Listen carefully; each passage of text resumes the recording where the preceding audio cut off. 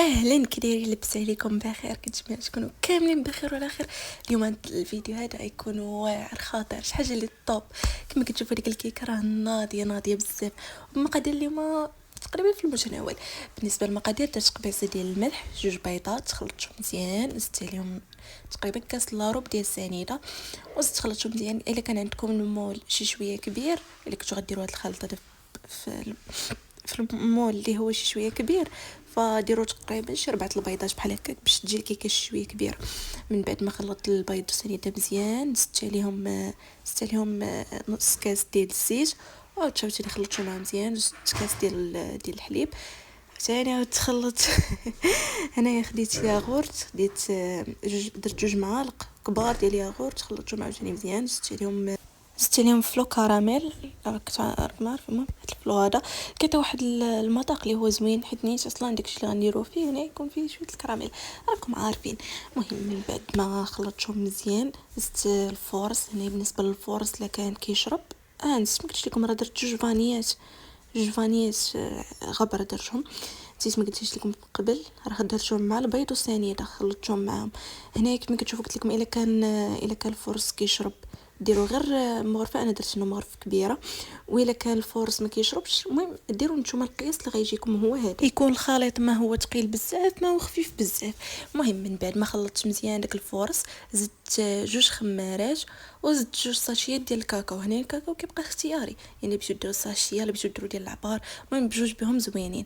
كما كتشوفوا هنايا راه صفيت دوك 2 خمارات، ومن بعد غادي ندير 2 ساشيات ديال الكاكاو كيف ما قلت لكم، وغادي نزيد عليهم معلقه ديال الخل. هنايا الخل كيخلي العجين، كيخلي الكيكه تجي مفشفشه واسفنجيه، يعني ما كتجيش مدقصه.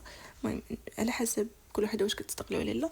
المهم انا كندير في كل كيكه، راه تشوفوهم دائما في كل كيكه كندير معلقه ديال الخل، وكندير المقادير كاملين اللي عندي كيكونوا بحراره المطبخ، ما كنجبدهمش من الثلاجه ونديرهم مباشره حيت ما كيطلعوش الكيكه زوينه.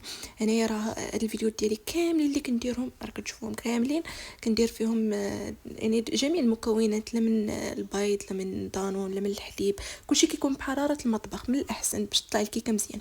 هنايا كيف ما كتشوفوا انا خلطت مزيان داك الكاكاو وزدت عليه معلقه ديال الخل. المهم راه درت الكيكه طيب درجة حرارة 180 درجة، ولا في الفران ديال الغاز كتكون العافيه ناقصه. كما كتشوفوا هنا راه دوبت كاس ديال السنيده، وزدت عليه اللوز. هنايا تقريبا درت كاس ديال اللوز، قطعته غير بايدي ودرتو. هنايا كما كتشوفوا راني درت معلقه صغيره ديال، المهم درت كاس ديال الحليب، وزدت عليه معلقه صغيره ديال مايزينا ولكن تكون عامره مزيان. هنايا راه درت شويه الزبده ولكن خليتهم باش 3 دقائق، داك السنيده واللوز خليتهم باش 3 دقائق وهما كيطيبوا باش كيتحمر داك اللوز مزيان، وعاد باش ما زدت عليهم الزبده والحليب ومايزينا. هنايا حليب ومايزينا قبل ما ديروهم عاودوا خلطوهم عاوتاني باش ما تكونش ديك مايزينا بقى لاصقه في القاع ديال الكاس. هنا كما كتشوفوا راه قسمت الكيكه ديالي، راه جاتني على جوج طبقات، حيت ديجا عندي المول كبير شي شويه فما جاتني 2 بيضات كما قلت لكم.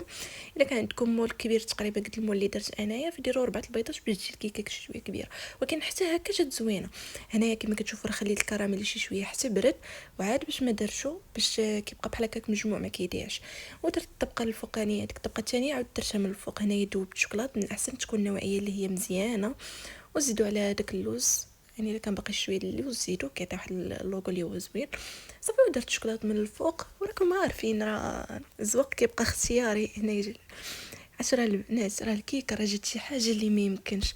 عرفتوا اول مره غادي ندير شي كيكه وغادي تعجبني بزاف، عرفتوا المذاق واو، ولكن من الاحسن تكون الشوكولاط نوعيه اللي هي جيده باش تكون الكيكه زوينه.